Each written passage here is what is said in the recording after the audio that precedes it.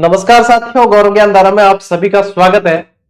शादियों की भाई साहब क्या जमाजम सीजन चल रही है, पता ही नहीं चलता है कि भाई एक एक डेट की 8-8 10-10 पत्रिकाएं आई हुई है, कहाँ जाना है कहाँ नहीं। तो सभी विद्यार्थी जो इस समय अपने आप को इन सबसे बचाते हुए नियमित अध्ययन कर रहे हैं, उन सभी को साधुवाद देना चाहूंगा। वो विद्यार्थी अब क्रांतिकारी की भूमिका में तैयारी कर रहे हैं और अपने जीवन में बेरोजगारी से बड़ी कोई समस्या नहीं है, तो इसके खिलाफ भी क्रांति ही करनी पड़ेगी। चलिए साथियों, आज की जो क्लास है वो कई सारे विद्यार्थियों की जो है शंका थी उस पर लगाम लगा देंगे, क्योंकि मैंने आपसे कहा था कि जैसे अपने जीजीडी वन लाइनर दी थी उसमें जिस सीक्वेंस में टॉपिक दिए हुए हैं मैं उसी के अनुसार आप लोगों को पढ़ाने वाला हूं। तो कला संस्कृति की क्लासें वैसे हो गई है पूरी। यहाँ पे जैसे कला संस्कृति आ गया, यदि इसको काट के अपन लिख दें कि आधुनिक इतिहास की कुछ क्लासें बाकी थी अपने, जैसे 1857 की क्रांति, प्रजामंडल, किसान आंदोलन, जनजातीय आंदोलन, ये बाकी थे। तो अब जो है सप्ताह भर अपने यही क्लासें चलने वाली है ना। मैंने कहा भी था मैं करवाऊंगा, तो कई सारे अधीर बच्चे हैं वो कह रहे थे कि सर ये नहीं हुआ वो नहीं हुआ, रह गया। कोशिश अपनी यही है कि कुछ भी बच्चे मतलब पीछे बच्चे नहीं, छूटे नहीं, सारे की सारी कवर करेंगे। जैसे आज क्रांति करवा रहा हूं, इससे पहले चित्रकला वाली मैंने आप लोगों को एक मर्ज करके क्लास दी है। लास्ट टाइम 6 क्लास में चित्रकला पढ़ाई थी और मैं फिर वापस चाहूं तो उस तरीके से चित्रकला नहीं पढ़ा सकता, इतना उसके अंदर एफर्ट डाला था। इसलिए चित्रकला की क्लास मैं आपको वही देता हूं कि हाँ ये वाली देखो भाई, ये सबसे बेस्ट तरीके से पढ़ाई हुई है और सवाल भी बाहर नहीं जाते हैं। तो वो क्लास नंबर 73 थी, उसकी पीडीएफ नहीं मिल सकती क्योंकि वो 6 क्लास की एक कंबाइन करके आप लोगों को सुविधा से दी है, यानी कि एक सप्ताह भी अपना बच गया। 74वीं क्लास अपनी कौन सी है? 1857 की क्रांति। चलिए आइए अब आते हैं अपन सीधे क्लास पे। अच्छा एक लाइट नहीं लगी क्या? चलो भाई लगा देते हैं। चलो ठीक है, ठीक था ब्रो। देखो 1857 की क्रांति में है ना, आप लोगों को थोड़ा सा ये भी ध्यान रखना पड़ेगा कि राष्ट्रीय स्तर पे जैसे क्रांति हुई है तो कुछ फैक्ट ध्यान में रखने। और क्रांति हुई क्यों है? अरे अंग्रेज घना रांधिया घना तड़िया, जने क्रांति हुई क्रांतिकारी बनिया। अंग्रेजा ने 12 काटने की तैयारी हो चुकी, अगर बी टाइम बराबर अगर साथ मिल जाए तो नहीं शब्रो, तो मतलब अंग्रेज बी टाइम ही बाहर निकल जाता और 90 साल शासन नहीं करता। लेकिन उस समय इतना साथ मिला नहीं, तो और फिर समय लगा। 1947 आते आते समय लग गया, नहीं तो 1857 अपना जो है आजादी का वर्ष हो सकता था। ठीक है, चलिए अब यदि कारण बात करें अपन, कुछ कारण आप लोगों को ध्यान रखने हैं। अब कारणों के अंदर मैं आप लोगों को डिटेल भी समझा रहा हूं कि क्या कैसे है, लेकिन जो ध्यान में रखना है, एग्जाम आपके ऑब्जेक्टिव होता है, एग्जाम के अनुसार जो चीजें ध्यान में रखनी है वो ऐसे ही ध्यान रखनी है। जैसे कि एक आप लोगों को पता है Dalhousie, Lord Dalhousie, school time से अपन पढ़ते आए हैं लॉर्ड डलहौजी की नीतियां। मैं लॉर्ड डलहौजी के दो पक्ष देखता हूं, अच्छा भी देखता हूं बुरा भी देखता हूं। बुरा पक्ष यह है कि उसने कुछ रियासतों के साथ में बहुत बुरा किया, जैसे कि गोद निषेध प्रथा को, डॉक्ट्रिन ऑफ लैप्स जिसे बोलते हैं, उसको यूज करके झांसी को हड़प लिया, सतारा को हड़प लिया और बहुत सारी जो है गोद निषेध प्रथा की तहत जो है हड़प ली गई थी। सजस बहुझाना ऐसे ट्रिक है पूरी, जो मैंने राष्ट्रीय लेवल की क्रांति पढ़ाता हूं तो बताता भी हूं। अभी आप लोगों के वो काम की नहीं है क्योंकि राजस्थान की क्रांति पढ़ रहे हैं। और हड़प नीति के अलावा कुशासन का आरोप लगा के भी हड़प लेता था ये, जैसे अवध को हड़प लिया, नानाजी की पेंशन बंद कर दी थी। तो ऐसी बहुत सारी चीजें हैं जिसके अंदर इसकी नीतियां गलत थी। अच्छी चीजों में क्या है? अच्छी चीजों में इसके अंदर यह है कि इसने विकास के कार्य भी किए, अपने जो है रेल की पटरियां बिछाई है, डाक सेवा को दुरुस्त किया, बहुत सारे ऐसे काम है जो आज आधुनिक रूप में भी भारत के विकास के लिए एक यदि देखें अपन तो पृष्ठभूमि तैयार हो गई थी। लेकिन 1857 की क्रांति और उसमें फर्क है।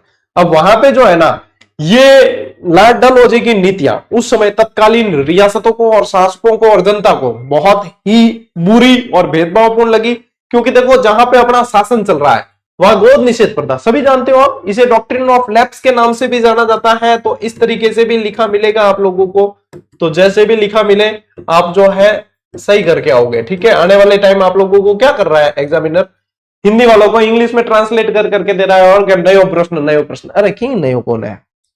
तो इस नीति के तहत यानी कि सीधी सट बात है कि पहले क्या राजा महाराजाओं के जैसे किसी के कोई संतान नहीं है तो वो क्या करते, गोद ले लेते किसी बच्चे को और उसको उत्तराधिकारी बना देते थे, ये राजा हो गया। अब इसने जो है इस नीति पे रोक लगा दी। Doctrine of lap. अब गोद निषेध प्रथा, गोद निषेध प्रथा में भी 3 अलग अलग मतलब प्रावधान थे।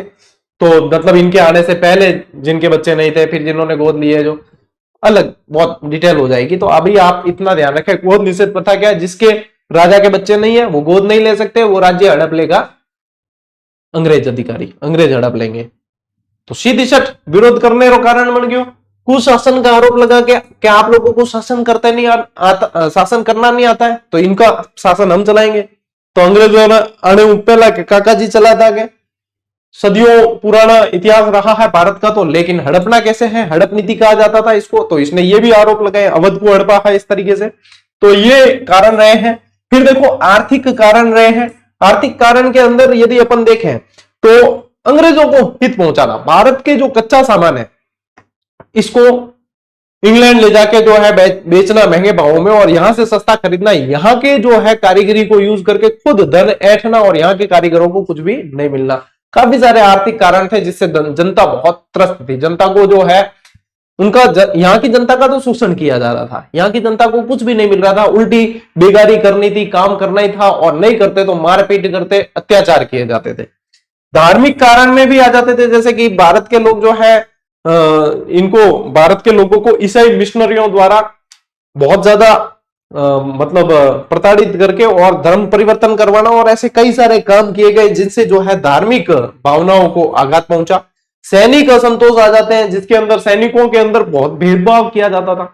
एक अंग्रेज सैनिक की भी तनख्वाह उस समय भारतीय अधिकारी से अधिक होती थी, और बहुत ज्यादा इनमें भेदभाव और अत्याचार किए जाते थे। और समुद्र यात्रा जो है यदि देखा जाए तो हिंदुओं में और मुस्लिमों में, दोनों में उस समय जो है धार्मिक ग्रंथों के अनुसार वर्जित बताई गई थी, और समुद्र पार इनको भेजा जा रहा था। तो कई सारे ऐसे कारण थे जिनसे जनता जो है कुंठित सी हो गई थी। लेकिन ये सारे कारण जो है बहुत लंबे समय से परेशान कर रहे थे। लेकिन भैया एक मतलब एक द्वार चाहिए विस्फोट के लिए, है ना। ज्वालामुखी के अंदर देखोगे आप तो बहुत लावा होता है नीचे, लेकिन फूटता किसी एक जगह से एक वॉल्व चाहिए होता है। वैसे ही उस द्वार का कार्य किया तत्कालिक कारण ने। क्या? तत्कालिक कारण। अब तत्कालिक कारण क्या थे? चर्बी वाले कारतूस। क्या थे? चर्बी वाले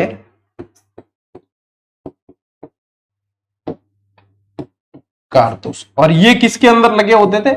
ये लगे होते थे एनफील्ड राइफल के अंदर। एनफील्ड राइफल जो उस समय नई नई आई थी, एनफील्ड राइफल। और इससे पहले जो चलती थी ब्राउन बेस चलती थी, जो बढ़िया नली खोल और नली बारूद अंदर गाल और भी करता नहीं, वही है, हाथ से जो है उसका कारतूस फाड़ के बारूद डाल के कर लेते थे। अब क्या चर्बी वाले कारतूस आ गए, तो इनको मुंह से तोड़ना पड़ता था, हाथ से नहीं टूटते थे। अब कई जना मतलब ऑफलाइन क्लास भी कह दिया करे सोरा के गुरुजी बेटे कैचियों काट देता था। अरे काका जी बट कैचियों काटने बैठता जितने तो गोली नहीं लग जाती। हाँ तो हाथ का काम होता है, युद्ध करना आपके और मेरे जैसों के बस की बात नहीं है। जो युद्ध किए हैं उनको ही पता होता है कि त्वरित एक्शन लेना होता है। अरे घर बैठा दिमाग लगाओ नहीं, एआई वाला दिमाग है ये सब। एआई ने भी बुद्धि हरण कर ली है कईयों की, है ना। एआई आने वाले समय में भाई साहब जॉब तो लोगों की खाई जाएगा। मुझे तो सामने दिख रहा है कि लोगों की सोचने समझने की बुद्धि भी खा जाएगा। जितना दिमाग अपना काम कर रहा है ना, आने वाले 10 साल बाद की जनरेशन देखना आप, 10 साल बाद लोगों को देखना दिमाग काम करना बंद हो जाएगा, ठप हो जाएगा, आश्रित हो जाएंगे पूरी तरीके से मशीनों पे, एआई पे। या आज कह रहा हूं मैं, आज के 10 साल बाद में आप इस वीडियो को उठा के देख लेना कि गुरुजी आपको 10 साल पहले की बात कैसे पता चली, देख लेना आप। आने वाला समय मुझे सामने दिख रहा है। तो मुझे जो देख रहे हैं, जो समझ रहे हैं, मैं उनसे ये कहना चाहूंगा एआई को यूज करें, जितना यूज करना चाहिए उतना करें, लेकिन आदी मत होना, उसके ऊपर ही पूरी तरीके से डिपेंड मत होना कि एआई को बोल दिया ये नोट्स बना दे, मत करना। आप खुद अपने हाथों से बनाओ। जितना मतलब आदी नहीं होना है, यूज करना है, उसकी एफिशिएंसी का प्रयोग करें, आप उसको अच्छी तरीके से इस्तेमाल करें जितना करना चाहिए। लेकिन ऐसा नहीं कि हर चीज में ही उसका यूज कर रहे हैं, तो समझ लो आपके सोचने समझने की शक्ति वहीं पे आप खुद जो है खत्म कर रहे हो। आने वाले समय में ये दिमाग आपका काम करना ही नहीं है, बंद हो जाएगा दिमाग चलने। ठीक है, तो सोच समझ के जितना जरूरत है उतना यूज करें, अधिक नहीं। अति सर्वत्र वर्जित है। ये इन्हीं की ओर है, ठीक है। अब देखो चर्बी वाले कारतूस, यहां चल रहा था मैं एनफील्ड राइफल, ब्राउन ब्रेस की जगह जो है एनफील्ड राइफल। तो अब उस समय जो है एक अफवाह फैल गई कि इसके अंदर गाय और सुअर की चर्बी है। हालांकि ये चीज बाद में जो है जांच में सही भी पाई गई कि ये थी। तो इसमें क्या है कि मुस्लिम धर्म के जो सैनिक थे उनमें सुअर का मांस वर्जित होता है, बुरा माना जाता है, और हिंदुओं में गाय का मांस। तो दोनों ही संप्रदाय के सैनिक भड़क गए। क्रांति के विस्फोट हुआ मंगल पांडे वाली घटना से, ठीक है। लेकिन क्रांति जो है बाद में शुरू होती है, क्रांति जो है बाद में शुरू होती है 10 मई बैरकपुर की छावनी से होती है। तो ये मैंने क्या बताया, ये आपको बेस बताया है कि भाई 1857 की क्रांति के पीछे भैया ये बेस है, ये कारण है इसके, और कारण को ऐसे ही ध्यान में रखना है। डिटेल आपको पता होनी चाहिए, जो मैंने आपको बोलकर सुना दिया है इसको डिटेल को नहीं भी लिखोगे ना तो चलेगा, आपको ध्यान होना चाहिए। बाकी आप लोगों को बेस पता होना चाहिए, ठीक है। आगे बढ़ते हैं, स्क्रीनशॉट की इसकी कोई इतनी आवश्यकता नहीं है। अब देखो क्रांति के समय कुछ चीजें भारत से रिलेटेड और कुछ इंडिया से रिलेटेड जो आप लोगों को ध्यान होनी चाहिए, जो आप लोगों को ध्यान रखनी है। सब पहली बात देखो, ब्रिटेन की महारानी कौन थी? क्या गुरु जी क्रांति हटे हुई ब्रिटेन की महारानी के काम? अरे ब्रिटेन की महारानी के आदेश पे तो अंग्रेज यहां पे आए थे, हैं? व्यापारी बन के आए थे, शासक बन के रह रहे थे। तो ब्रिटेन की महारानी उस समय थी विक्टोरिया। कौन थी? विक्टोरिया थी, ये याद रखना। ब्रिटेन के पीएम यानी प्राइम मिनिस्टर कौन थे? लॉर्ड पार्मिस्टर। अब ये लॉर्ड होता है ना, लॉर्ड साहब कहते थे उस समय। लॉर्ड मतलब क्या होता है? भगवान। ये कहते हैं हमें भगवान कहो, लॉर्ड कहो, बस कहने लग गया लॉर्ड, ठीक है, लॉर्ड साहब। और आजकल बिगड़ी उड़ी जिका औलाद हो यानी बिन बिन माँ बाप घरला बढ़ा के ओ देखो लाड साहब बनी उड़ो, यानी कि लाड साहब अपा समझे के लाड घड़ो लडावा देखो लाड करण वाला लाड साहब। हाँ इस तरीके को कहता कि लाड साहब बनी उड़ा देखो है क्या आने आने कहता लाड साहब है। ये ध्यान रखना इतनी चीजें है। भारत का गवर्नर जनरल उस समय कौन था? Lord Canning. कौन था? Lord Canning. इसे दयालु गवर्नर जनरल के नाम से भी जानते थे। कारण है कि 1857 की क्रांति में कई सारे क्रांतिकारियों को गिरफ्तार किया गया, तो बाद में इसने रिहा कर दिया था। 1858 का चार्टर एक्ट आया था, उसके बाद में रिहा कर दिया था, तो इसे दयालु गवर्नर जनरल भी कहते हैं। भारत की क्रांति का नेतृत्व किसने किया है? नेतृत्व किया नहीं, नेतृत्व करवाया गया है क्रांतिकारियों द्वारा। किससे? बहादुर शाह जफर से। बहादुर शाह जफर से। अब देखो जो मैं शब्द कह रहा हूं ना कि किया नहीं करवाया गया, ये सारे जो है 1857 की क्रांति भारत के संदर्भ में जब पढ़ाई है मैंने उसमें पूरी डिटेल बता रखी है कि बहादुर शाह जफर साहब तो बढ़िया आराम, जो लाल किले में आराम करता, क्रांतिकारी पहुंच गया कि आडो खटखटा सुबह, अरे यार इतनी जल्दी कौन आया? क्या क्रांतिकारी? क्या नेतृत्व करो सीधो? अरे मैं नेतृत्व, अरे करना है क्रांतिकारी, क्या करना है? No if no but only yes, ठीक है। चलिए, राष्ट्रीय सेनापतित्व किसे दिया गया? इनके ही सेनापति था बख्त खां को दिया गया। किसको दिया? बख्त खां को दिया।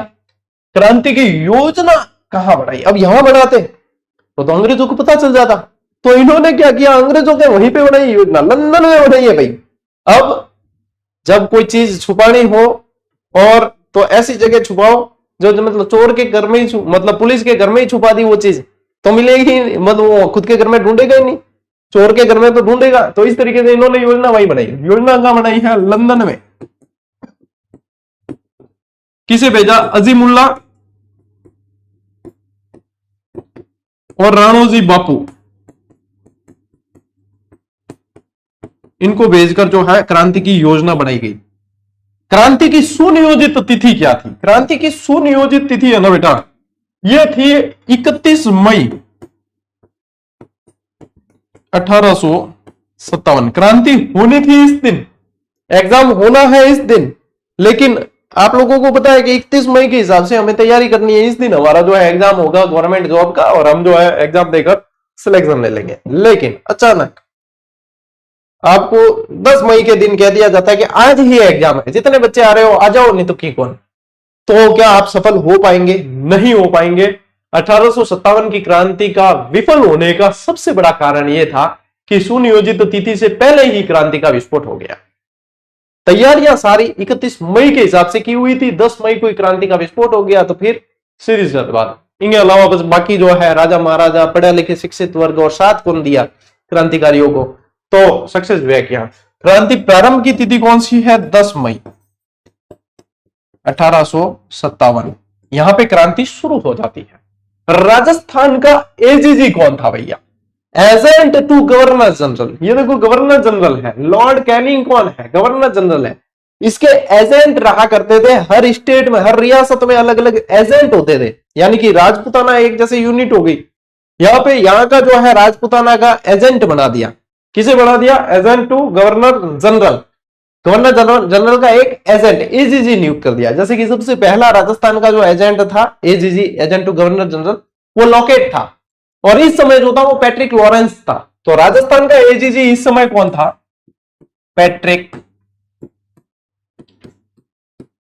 लॉरेंस था। ठीक है। एजीजी का मुख्यालय, तो मुख्यालय पहले जो बनाया गया वो अजमेर में था, बाद में जो है 1845 में माउंट आबू में भी मुख्यालय बना दिया गया था, या माउंट आबू स्थानांतरित कर दिया गया।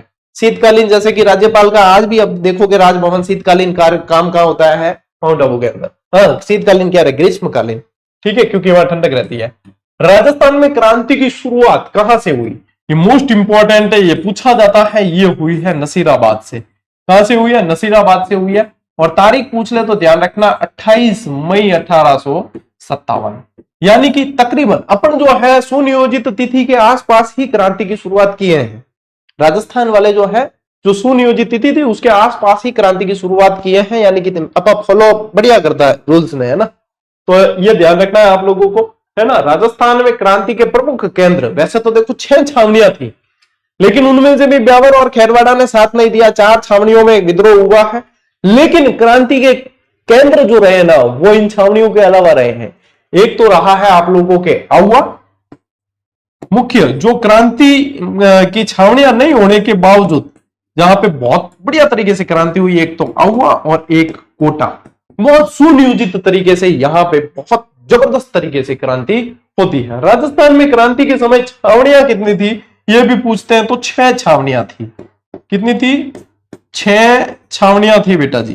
ठीक है, वो भी ध्यान रखियो। ये चीजें देखो सगली की सगली थाने याद करनी है, सारी की सारी चीजें याद होनी चाहिए। ये सभी चीजें याद होनी चाहिए, क्योंकि बेस जब तक किसी भी टॉपिक का क्लियर नहीं है आप लोग आगे तीर नहीं मार सकते। ठीक है, तो लो स्क्रीनशॉट, आगे बढ़ेंगे। ठीक है, देखो बेटा, इसके अलावा आप लोगों को पूछते हैं कि कौन कौन सी छावनियां थी, कौन कौन सी छावनियां थी ये भी पूछा जाता है। तो नन्नी ब्याह देखने चली, क्योंकि ब्याह सीजन ही चल रही है ब्याह शादी ब्याह सीजन भी चल रही है। तो नन्नी ब्याह देखने चली आ एक बहुत शानदार ट्रिक है, इन्हें याद करो और थे भूल ही कौन सकोगे। छावनियां की थी फ्रेशर्स के लिए तो रामबाण है, और पुराना जी को सचिन तेंदुलकर ओढ़ा है। बाण तो मतलब मैं मास्टर लोग भी बहुत कम ही समझा सका, क्योंकि मैं विद्वान ओढ़ा वह ज्यादातर बाल लागे और मास्टर के पढ़ाई इन ज्यादा तो मैं पढ़ी ओढ़ो है, हकीकत बात है। और इस चक्कर में वो सिलेक्शन से और थोड़े सी वंचित रह जाते हैं, क्योंकि उस समय उनकी स्थिति ऐसी होती है कि नए नए बच्चे आकर जब उनसे अधिक तैयारी करने लगते हैं तो उनको लगता है ये अभी बच्चे हैं, हम कब से कर रहे हैं, और फिर लगता है यार हम कब से कर रहे हैं, अभी तक सिलेक्शन वो साला क्यों नहीं रहा है। तो ये अवस्था ऐसी है। मैं जितने भी पुराने खिलाड़ी है, धुरंधर है, मैं आप लोगों को सबको धुरंधर कहता हूं। आप लोगों को एक चीज अपने अंदर उतारनी पड़ेगी कि अपने आप को मानना है शून्य। शिव समा रहा मुझ में और मैं शून्य हो रहा। ठीक है, अपने आप को शून्य मानना है, बर्तन पूरा खाली है, हमें कुछ नहीं आता, ये मानकर तैयारी करनी है। आने वाली वैकेंसी में सिलेक्शन आपका है। कभी भी ये मत आने दो अंदर के हम कब से कर रहे हैं यार, ये सारी चीजें हमने तो कई बार पढ़ रखी है, फिर से पढ़ रहे हो, फिर से इसे पढ़ो जैसे कि पहली बार ही पढ़ रहे हो। तो क्या होगा, सीखने को मिलेगा हर बार। यदि अपन एक ही पुस्तक को हर बार पढ़ते हैं तो हमेशा कुछ ना कुछ चीजें सीखने को मिलती है। आजमा कर देखना होना, तो जो मूवी अपन ने पहले देख रखी होती है उसको वापस देखना शुरू से एंड तक, आपको कई सारी चीजें उसमें भी नहीं लगेगी, अरे यार इस पे तो उस समय ध्यान भी नहीं दिया था, अब जो है अपना ध्यान जाने लगता है। यही चीज है जहां पे आप गलती करते हो ना, वो यही चीज है। आजमा कर देख लेना आप, एक एक चीज आप लोगों को खरी लगेगी। तो नन्नी ब्याह देखने चली, इन ध्यान रखियो कि एक तो यहां से ध्यान रखना है एरेनपुरा। कौन सी छावनी है? एरिनपुरा की छावनी। न से ध्यान रखो नसीराबाद, नसीराबाद। नी से ध्यान रखो नीमच की छावनी। ब्या से ध्यान रखो ब्यावर की छावनी, ठीक है। दे से ध्यान रखो देवली की छावनी जो राजपूताना से बाहर थी। और ख से ध्यान रखो खेरवाड़ा, खेरवाड़ा। देखियो कोई रह तो नहीं की? 1 2 3 4 5 6 नसीराबाद, नीमच, एरनपुरा, ब्यावर, देवली और खेरवाड़ा। अब एग्जामिनर अगला प्रश्न पूछता है कि इसके अंदर भैया कौन कौन सी सैनिक टुकड़ियां मौजूद थी, ये पूछ लेता है। तो देखो नसीराबाद के तो सबसे मोस्ट इंपॉर्टेंट है, इससे बहुत पूछा जाता है। एक तो नसीराबाद में क्या ध्यान रखना है आप लोगों को, ये सबसे शक्तिशाली छावनी थी, शक्तिशाली सैनिक छावनी थी, क्योंकि ये क्या है कि अजमेर के पास में थी, तो यहाँ पे क्रांतिकारी भी बहुत ज्यादा, सैनिक भी बहुत ज्यादा, तो ये सबसे शक्तिशाली थी। अब यहाँ पे देखें ना अपन, तो बंगाल नेटिव इन्फेंट्री 15वीं और 30वीं दोनों थी यहाँ। कौन सी? 15वीं और 30वीं बंगाल नेटिव इन्फेंट्री दोनों थी। विद्रोह में आगे आई पहले 15वीं, ठीक है। इसके अलावा फर्स्ट बंबई लांसर्स भी थी, फर्स्ट बंबई लांसर्स भी यहाँ पे थी, है ना। तो ये आप लोगों को ध्यान रखना है, ये सैनिक टुकड़ियों से भी प्रश्न पूछते हैं। नीमच के अंदर थी फर्स्ट बंगाल केवलरी, पूछे जाएंगे। एरनपुरा में जोधपुर लीजियन के सैनिक थे जिनको पूर्बिया कहा जाता था। ब्यावर के अंदर मेरवाड़ा बटालियन के सैनिक थे। देवली के अंदर कोटा कंटिजेंट के थे। और खेरवाड़ा में मेवाड़ भील कोर के, एमबीसी बोलते हैं इसको, मेवाड़ भील कोर, एमबीसी के सैनिक थे, मेवाड़ भील कोर के। ये सारी की सारी चीजें ध्यान रखनी है। एक बार स्क्रीनशॉट लीजिए आप, फिर आगे बढ़ते हैं भाई, और बढ़ते हैं और सपने गढ़ते हैं और उनके लिए प्रयास करते हैं। चलिए आगे बढ़ते हैं। अब देखो, अब एक एक सैनिक छावनी में विद्रोह कैसे हुए हैं, क्या घटनाएं हुई है, क्या परीक्षा की दृष्टि से इंपॉर्टेंट चीजें हैं, वो याद करते हुए, वो समझते हुए आगे बढ़ते। सबसे पहले लेते हैं नसीराबाद छावनी। पहले क्यों ले रहे हैं? क्योंकि पहली घटना यही हुई है। पहला प्रश्न आप लोगों को मिल गया है कि 1857 की क्रांति की पहली घटना कहां हुई, या क्रांति की शुरुआत कहां से हुई है? तो नसीराबाद की छावनी से हुई है। कहां से हुई है? नसीराबाद की छावनी से। अब देखो ध्यान से समझना भाई, एक एक चीज समझा रहा हूं, जहन में उतर जाएगी। 28 मई 1857। अब ये नसीराबाद की छावनी के विद्रोह की भी डेट है और राजस्थान में भी विद्रोह प्रारंभ होने की डेट है। 28 मई 1857 राजस्थान में विद्रोह की शुरुआत यहीं से होती है। तैनात सैनिक टुकड़ियां कौन सी थी? देखो 15वीं और 30वीं Bengal native infantry most important, first Bombay lancers, ठीक है। अब ये बहुत ज्यादा इंपॉर्टेंट है क्योंकि आप फर्स्ट ग्रेड का पेपर भी देखो तो 15वीं बंगाल नेटिव इन्फेंट्री सवाल आया था। मोस्ट ऑफ में ये सवाल पूछा जा रहा है आजकल। अब इसको पूछ रहे तो मतलब थोड़ा सा लेवल बढ़ाया है, हालांकि इतना भी लेवल बढ़ा हुआ नहीं मान सकते इसमें, क्योंकि ये अपन ने खुद ने इस चैनल पर 4 बार पढ़ा हुआ है, ठीक है। तो ये आप लोगों को ध्यान रखना है, मोस्ट इंपॉर्टेंट है। मौजूद अंग्रेज अधिकारी, इनसे भी प्रश्न पूछा जा रहा है। कौन कौन मौजूद थे यहाँ पे जिनको जो है यहाँ के सैनिकों ने मारा? तो देखो major Pritchard, Spottiswood, Newbury, colonel Hardy, ये सब मौजूद थे। और प्रमुख क्रांतिकारी जो था यहाँ का, वो पूछा जाएगा बख्तावर सिंह। वो कौन था? बख्तावर सिंह प्रमुख क्रांतिकारी था। अब देखो यहाँ पे होता क्या है, यहाँ पे होता यह है कि भारत के अंदर क्रांति 10 मई से शुरू हो गई और सभी जगह जो है घटनाएं होने लगी। तो अंग्रेजों ने जो है जितने अधिकारी थे सबको कहा कि अपने आसपास जितने भी मतलब ऐसे सैनिक हैं जो लग सकता है आपको कि विद्रोह होने की स्थिति है, तो उन्हें शस्त्रागार वगैरह से दूर रखना। और अजमेर के अंदर जो है मुख्य शस्त्रागार था इनका, यानी कि सारे के सारे बारूद, बंदूकें वगैरह यहाँ पे थी। तो यहाँ पे जो है यहाँ सैनिक तैनात थे इनके, 15वीं बंगाल नेटिव इन्फेंट्री, 30वीं बंगाल नेटिव इन्फेंट्री।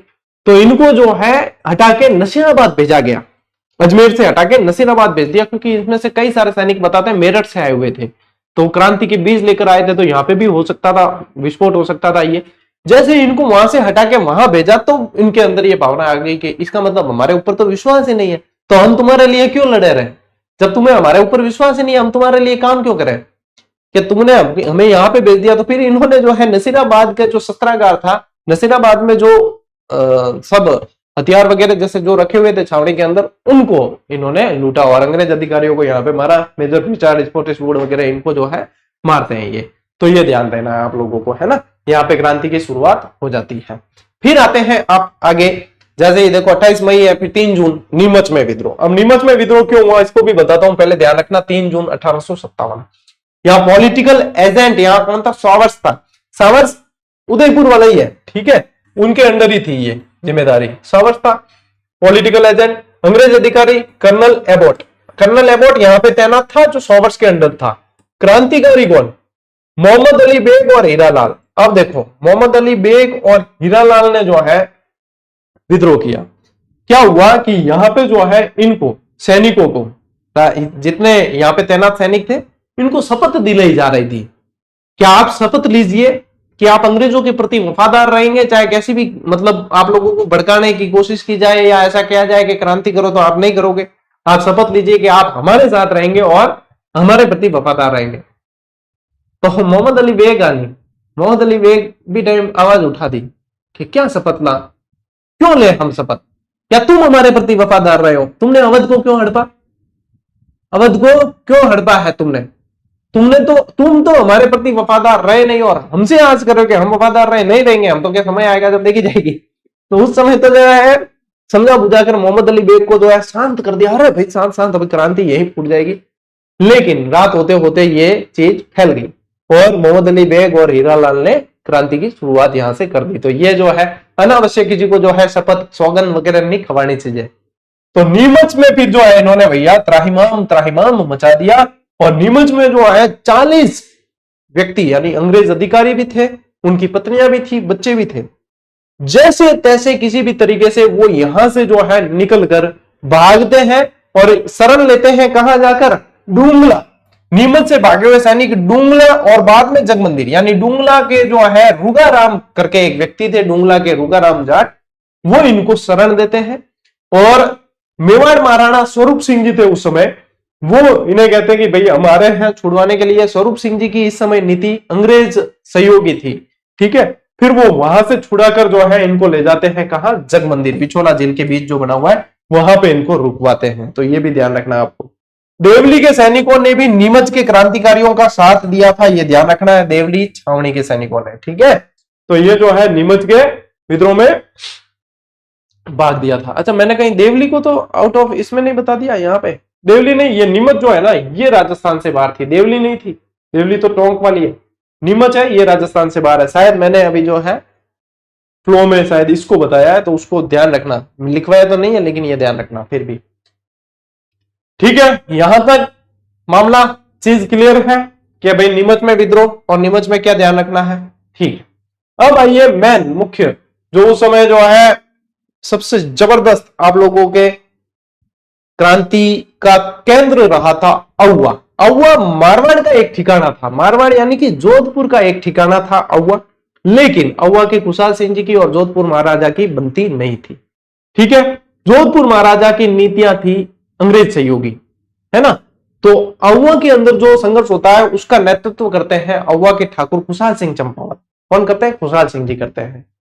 अब एरनपुरा की क्रांति पहले पढ़ते हैं, उसके बाद में अपन औवा पढ़ेंगे। देखो एरनपुरा 21 अगस्त 1857 को यहाँ एरनपुरा में, एरनपुरा यानी हमारे ये सुमेरपुर के आसपास जवे बांध वाला क्षेत्र है, यह एरनपुरा की छावनी के रूप में जाना जाता था। सैनिक टुकड़ी यहाँ कौन थी? जोधपुर लीजियन। इसके सैनिक जो है, इसके सैनिक पूर्विया कहलाते थे, ये ध्यान रखना। इसके सैनिक पूर्विया कहलाते थे।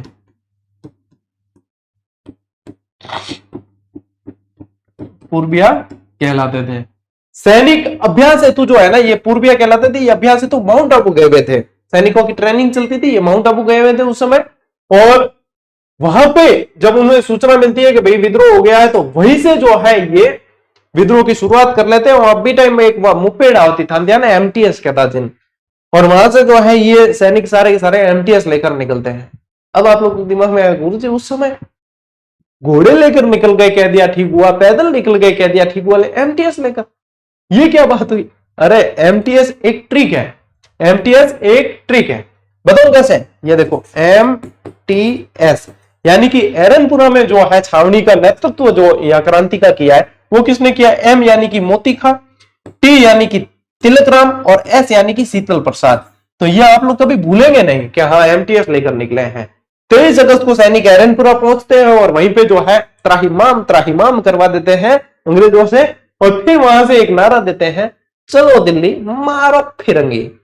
क्या? चलो दिल्ली मारो फिरंगी का नारा कौन से सैनिक छावनी के सैनिकों ने दिया? एरनपुरा। अब आते हैं अपन अहुआ की क्रांति पे। अहुआ के अंदर सबसे पहला प्रश्न, यहां जो आपको फोटो दिख रहा है, सुगाली माता का फोटो है। ये किसका फोटो है? सुगाली माता। सुगाली माता कुशाल सिंह जी की आराध्य देवी थी, कुल देवी थी। ठीक है, तो यहां पे इनके जो है 10 सिर और 54 हाथ, ये प्रश्न बना हुआ है और बार बार बन रहा है, 54 हाथ वाली देवी।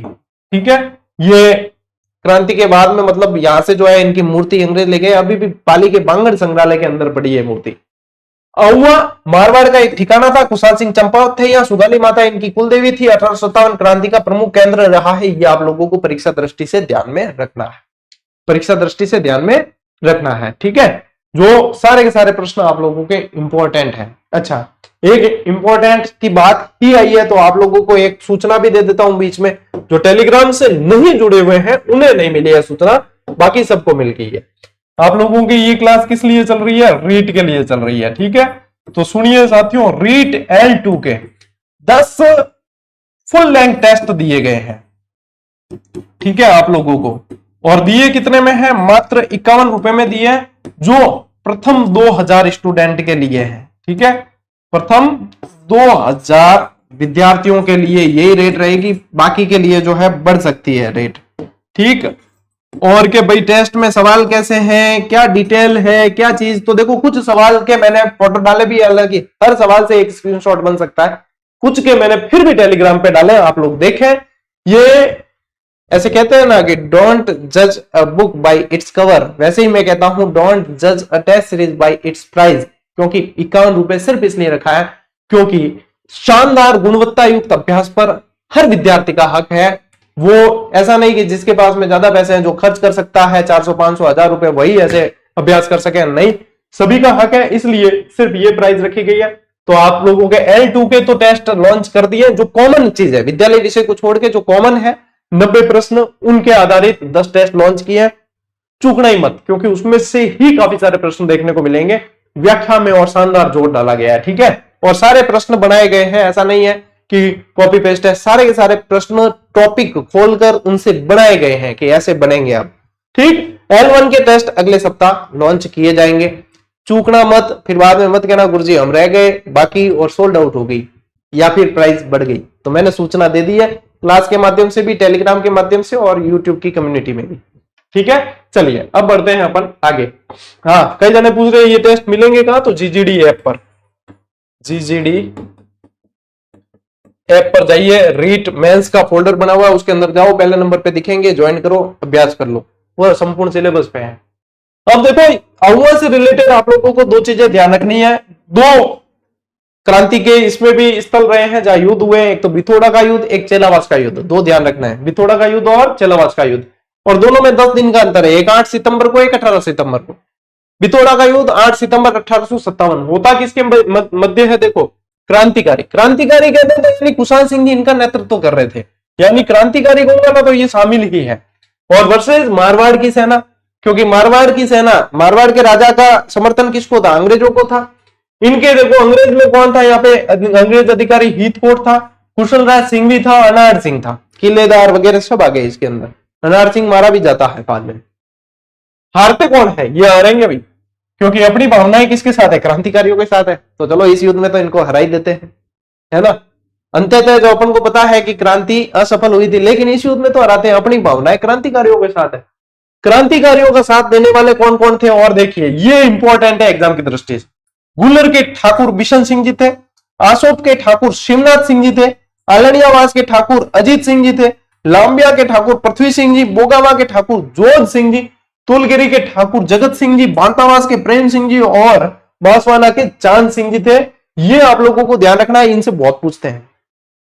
जैसे कि आप लोगों को पहले भी एक प्रश्न पूछा जा चुका है कि एक तो देखो जोध सिंह जी से प्रश्न पूछते ही पूछते हैं, एक पूछते हैं रावत केसरी सिंह जी से जो सलूम्बर के ठाकुर थे। जो कहां के थे? एक तो कोठरिया के जोध सिंह जी, यहाँ पे कहा है, देखो यहाँ पे जो है बोगावा के आए हैं, एक कोठरिया के जोध सिंह जी और सलूम्बर के रावत केसरी सिंह जी। ये दो मोस्ट इंपोर्टेंट है जिसे एग्जामिनर प्रश्न बहुत पूछता है। तो ये भी इंपॉर्टेंट है, ये जो है आप स्क्रीनशॉट ले लो। इनमें ये जो है इनकी हार होती है, इनकी हार होती है, यहां पे जीत गए अपन। ठीक है, चलिए आगे बताओ था। इनके बाद ध्यान रखना है चेलावास का युद्ध। इसके बाद में क्या ध्यान रखना है, चेलावास का युद्ध। अब 10 दिन बाद 18 सितंबर को चेलावास का युद्ध होता है।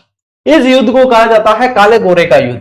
इसे क्या कहा जाता है, काले गोरे का युद्ध। काले अपन हो, गोरे कौन, अंग्रेज।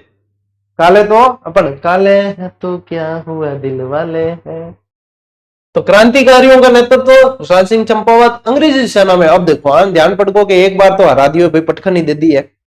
अब दूसरी बार में किसे भेजते हैं, मैक मॉसन, जो उस समय जोधपुर का पॉलिटिकल एजेंट था। जोधपुर का पीए कह सकते हो, पीए यानी पॉलिटिकल एजेंट। और पैट्रिक लॉरेंस खुद, पैट्रिक लॉरेंस कौन था, एजीजी, वो भी आता है यहाँ पे। और मजे की बात देखो, ए दो सूरमा आवे नहीं तो भी ये हारे हटे। ठीक है, ये दो सूरमा आते हैं लेकिन फिर भी हारते हैं। मैक मॉसन को मार दिया जाता है भैया। और मैक मॉसन को मारकर क्रांतिकारियों में इतना जोश था उस समय, इतनी मतलब उनकी भावनाएं आहत थी कि इस मैक मॉसन को मारकर इसकी गर्दन को काटा सिर को जो है बाले पर लटकाकर चारों सब जगह घुमाया जाता है और बाद में औवा के दरवाजे पर ले जाकर टांक दिया जाता है। देखो अंग्रेजों, थाने भी मैं धूल चटा सका। और वहां के औवा के और पाली के गीतों में आज भी ये पंक्तियां गूंजती है कि ढोल बाजे चंग बाजे भले बाजे बाकियो और मार के एजेंट को दरवाजे पे टाकियो। ये पंक्तियां आज भी वहां पे गुंजायमान है ना। मार के एजेंट को यानी पॉलिटिकल एजेंट को मार दिया था। ढोल बाजे चंग बाजे भले बाजे बाकियो और मार के एजेंट को दरवाजे पे टाकियो। ये पंक्तियां आज भी वहां पे गूंजती है। देखो अब इसमें क्या हुआ, इनकी क्या हुई, इनकी हार हुई।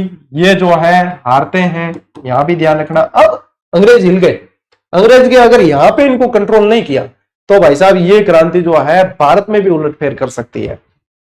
और तगड़े अधिकारी को भेजा, दिल्ली से भेजा। अब क्या अब उनकी बात नहीं रही है, अब जाइए भैया यहां दिल्ली से जाइए। तो दिल्ली से भेजा होम्स को। किसे भेजा है, होम्स, बड़ा अधिकारी था। होम्स का आक्रमण होता है जनवरी 1858 में।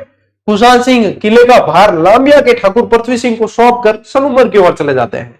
यानी कि अब क्या है, उनको पता बहुत अधिक मात्रा में सेना लेकर आ गए। असला भी बहुत था, असला बारूद वगैरह जो हथियार वगैरह बहुत थे। तो इनको पता है कि अब जो है यहाँ पे भाई समस्या हो जाएगी। ये लांबिया के ठाकुर के ऊपर जिम्मेदारी सौंप कर यहां से चले जाते हैं। और कोठरिया के जोध सिंह जो है खुशहाल सिंह को शरण देते हैं। ये प्रश्न भी बन चुका है, मोस्ट इंपॉर्टेंट है, अभी मैंने बताया था। और सलूमर में आप लोगों को ध्यान रखना, सलूमर के ठाकुर का भी ध्यान रखना, ठाकुर रावत केसरी सिंह, इनसे भी प्रश्न बनता है, बहुत बड़ा है, अभी भी बना था। सलूमर के रावत केसरी सिंह ध्यान रखो, कोठरिया के जोध सिंह ध्यान रखो। फिर खुशहाल सिंह आत्मसमर्पण कर देते हैं 8 अगस्त 1860 को। और एक जांच आयोग बैठाया जाता है इनकी भूमिका पर, जिसे बोलते हैं मेजर टेलर आयोग। मेजर टेलर आयोग जो है उनकी सिफारिश के बाद 10 नवंबर 1860 को इनको खुशहाल सिंह जी को रिहा कर दिया जाता है।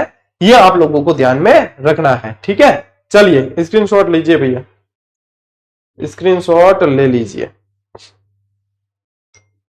ठीक है, इसी के साथ आप लोगों के ये क्लास यहीं पे समाप्त होगी। और आप लोगों को मैंने सूचना दे दी है कि L2 की टेस्ट सीरीज 10 टेस्ट की, उसमें से 8 टेस्ट जुड़ चुके हैं, 2 पे अभी भी काम चल रहा है, जो 5 तारीख तक जोड़ दिए जाएंगे। ज्वाइन करें, अभ्यास करें, ऐसा अभ्यास फिर से नहीं आएगा। बहुत मेहनत की है इसके अंदर। कल एक फोटो भी डाला था, कम्युनिटी हॉल में हम बैठे हैं 4 अध्यापक, और आप लोगों को पता है दिन रात आप लोगों के लिए मेहनत की जा रही है। ठीक है, और वो भी सिर्फ और सिर्फ लागत मूल्य के अंदर 50 रुपए में क्या आता है आप सभी जानते हैं। और इसके अलावा आप लोगों को टॉपिक वाइज टेस्ट सीरीज भी दे रखी है, जिसमें हजारों प्रश्न है इसके अंदर। मान लीजिए कि आपने हमें 210 रुपए दिए, तो आप लोगों को कम से भी कम हमने बदले में 7 से 8 हजार प्रश्न और उनकी शानदार व्याख्या उपलब्ध कराई। वो भी कैसे, ऐसा नहीं है कि भाई डायरेक्ट कहीं से आ रहे हैं, सभी को जो है बेहतरीन रूप से तराशा जाता है।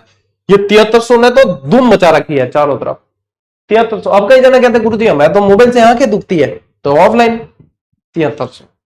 ऑफलाइन मॉडल पेपर इस बार नहीं आएंगे, जो मैं बता चुका हूं। मॉडल पेपर आप लोगों को ऑनलाइन ही ज्वाइन करना है। बाकी ये सभी जगह उपलब्ध हो गई है। और सभी जगह छा गई है पूरी तरीके से। तो अभ्यास करें बढ़िया तरीके से, ये समय जो है इसको यूटिलाइज करें, यही चीजें आगे भी आप लोगों के काम आनी है। आज की क्लास में, आज के इस सेशन में साथियों इतना ही। अब मिलते हैं अपन अगली क्लास में, अगले सेशन में। तब तक के लिए राम राम, जय हिंद।